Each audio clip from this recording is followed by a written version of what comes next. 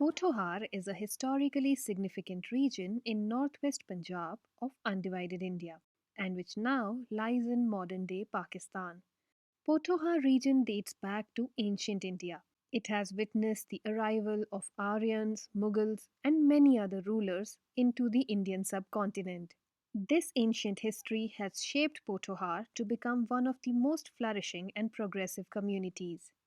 Back in those early times, life used to be very simple, without the modern technology and resources that we have today. It was more close to nature and organic, as we call it today.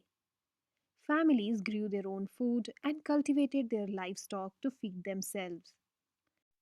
Even the chapati flour, which is popularly known as atta, and various spices were ground at home by women.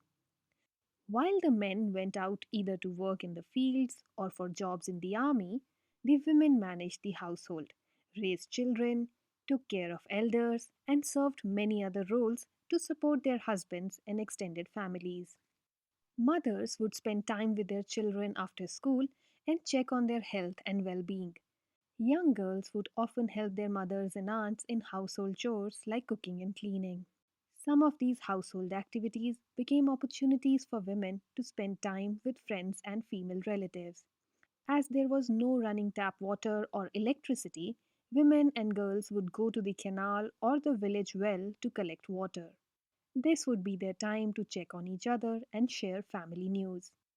Another popular household artistic tradition was fulkari. Women would get together and do hand embroidery to create beautiful fulkaris with motifs and designs, symbolic of the social and cultural characteristics of that time and region.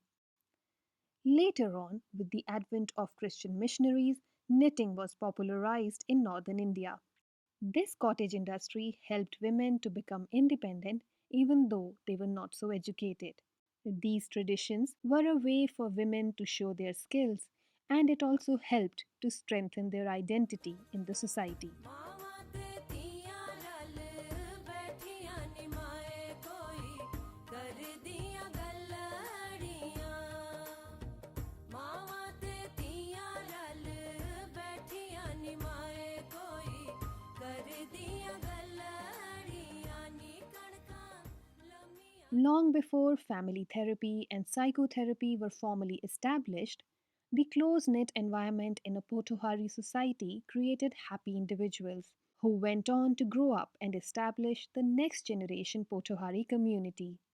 Today, Potawari's are one of the most successful minority communities in the UK. This includes both men and women who have proudly carried their heritage to the UK and become prominent community members there.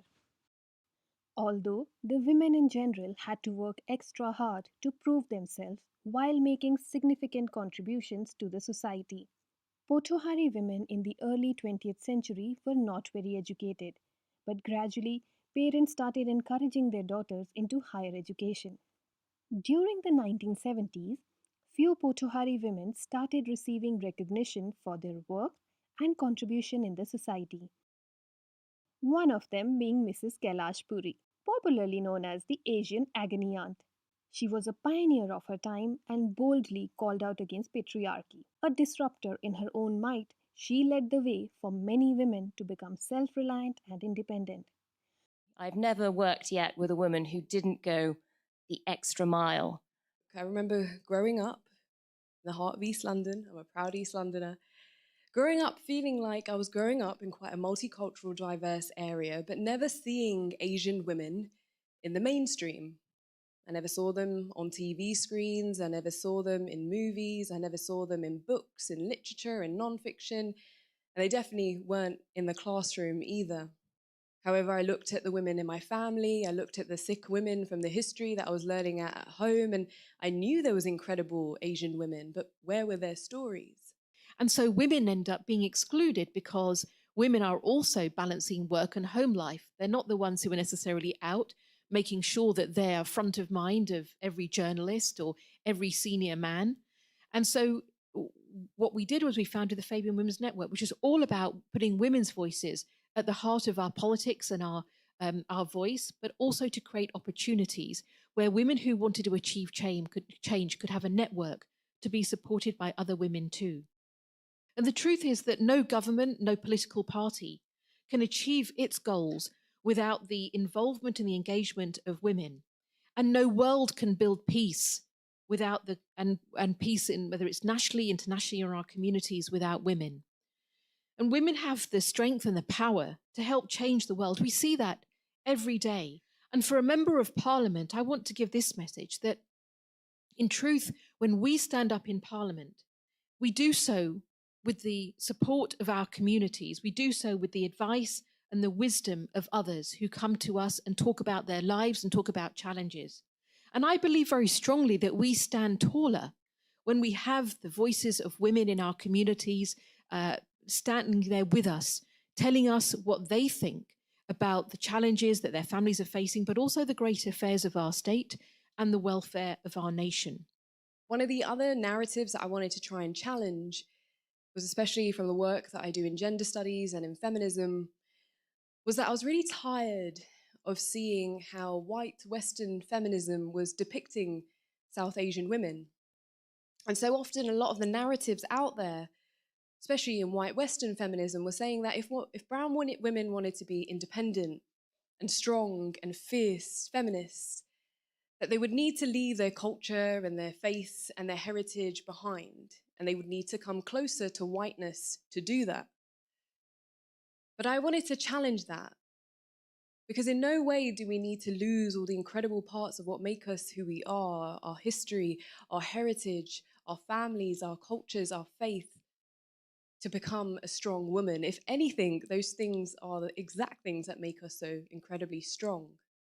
And in fact, feminist ideals have been a part of South Asian culture for thousands of years. And we've seen today in the Sikh faith how it's been a part of our faith for hundreds of years. So these ideals, even though they may have not been called feminist ideals, have been a part of us for a very, very long time. However, there's been parts of our culture that has challenged this. And it's okay for us to leave toxic and harmful practices in our cultures behind and take the empowering, beautiful things forward with us. It doesn't have to be one or the other. We have a responsibility to hold the door open for women to come after us. And that is the same in the work, I know Jatinder and others do, in the Lions Club and so many other organizations, that we can sometimes take for granted that the forums that we have developed are forums through which other women step forward and build their confidence and are able to achieve their goals too. And so when we're thinking about women today, and we're thinking about girls today, we're thinking about what message we want to give to girls coming forward in our communities.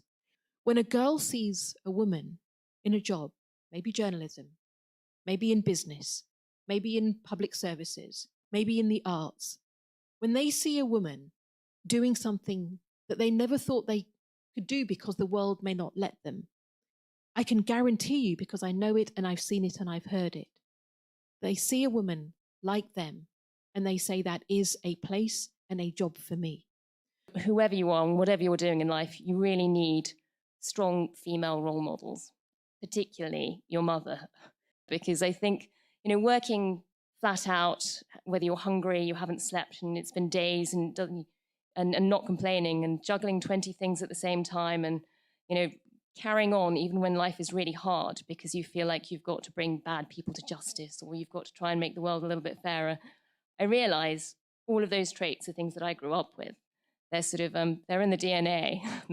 My mother has always sort of set the best of examples. So I think the real lesson today is tell your mother how much you appreciate her, how much she inspires you. But it is absolutely in our mother's footsteps that we stand. We do truly have a responsibility to the girls that are coming forward and future generations to push back the barriers, to break the bias, and to make sure that every young girl coming through knows that she is and must be empowered to achieve her goals for herself and for her family and for her community. By celebrating our girls from the moment they enter this world, we are giving them and the rest of the world a very important lesson. They are loved and they are important.